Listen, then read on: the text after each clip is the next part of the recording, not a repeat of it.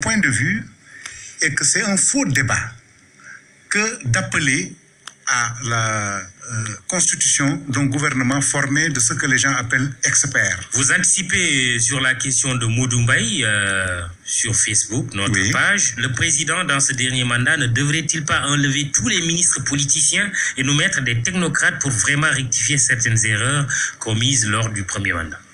Pour moi, c'est une fausse vision de la fonction ministérielle que d'appeler à la formation d'un gouvernement composé d'experts. De technocrates. De technocrates ou d'experts. Technocrates pour être... La fonction ministérielle est éminemment politique, Mahmoud Ibra Kane. Il n'y a pas d'école d'apprentissage de la fonction ministérielle ou de président de la République. C'est des personnalités du pays qui s'investissent dans des partis politiques qui ont vocation à diriger et qui, lorsqu'ils parviennent au pouvoir, se retrouvent dans un gouvernement pour appliquer la politique définie par le chef de l'État, le président de la République. Un ministre, par définition et par nature, c'est un homme politique.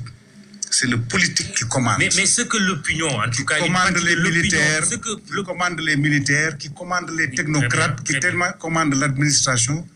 C'est le politique qui commande. Ce qu'une partie de l'opinion, en tout cas, retient, c'est que quand elle parle de ministre technocrate, c'est qu'elle semble dire on en a assez de toutes ces pressions, de cette façon de faire un partage du gâteau gouvernemental entre alliés. On entend même certains alliés dire nous avons besoin de plus de postes. Non, il ne s'agit pas. Des militants qui se plaignent.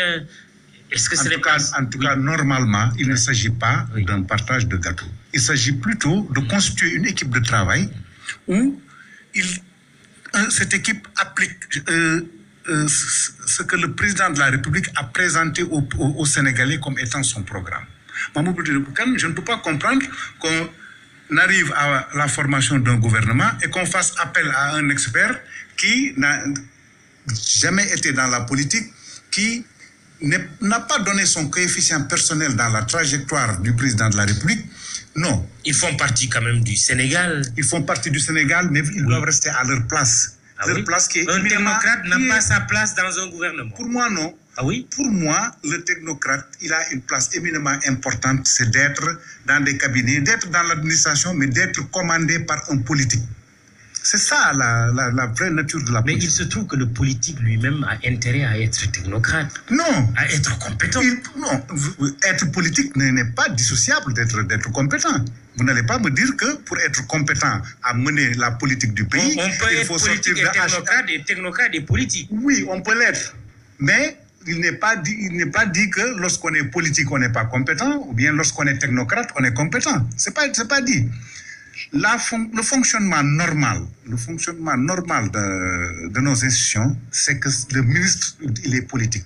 Il a maintenant autour de lui un cabinet d'experts, un cabinet d'administrateurs, un cabinet d'administratifs qui sont là pour exécuter la politique définie par le président de la République et dont le ministre est le relais. À partir de ce moment, il ne peut pas y avoir d'équivoque.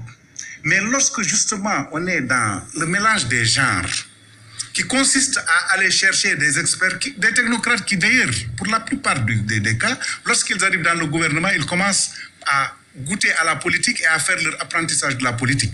Ça fait un mélange des genres qui n'est pas propice à la bonne application de la politique gouvernementale.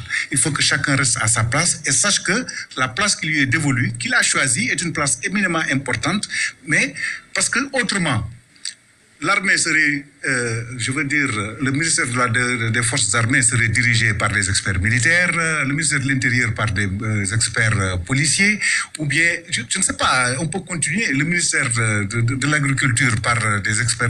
Ce n'est pas ça. Ce n'est même pas un gage de réussite. Les plus grands ministres, les plus brillants ministres de ce pays, ce sont des ministres dont la fonction dont la trajectoire ou bien le CV n'avait rien à voir avec l'activité gouvernementale à la tête de laquelle ils sont ministres.